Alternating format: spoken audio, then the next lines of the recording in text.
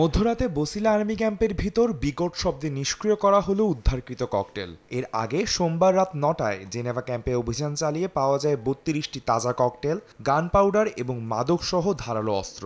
নাশকতা পরিকল্পনার সন্দেহে বুনিয়া সোহেলের ক্যাশিয়ার মান্নান সহ আরও ৩জনকে গ্রেফতার করে সেনাবাহিনী।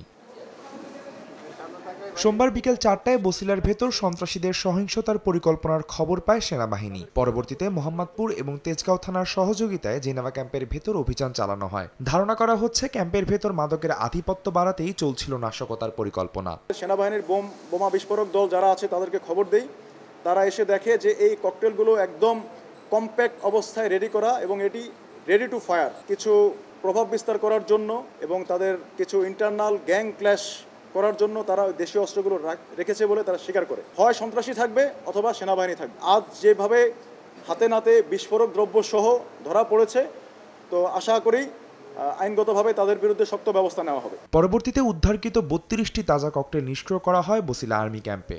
সন্ত্রাসের বিরুদ্ধে সেনাবাহিনীর এমন অভিযান চলমান থাকবে বলে জানানো হয়। আদনান তুর্য, সময় সংবাদ, ঢাকা।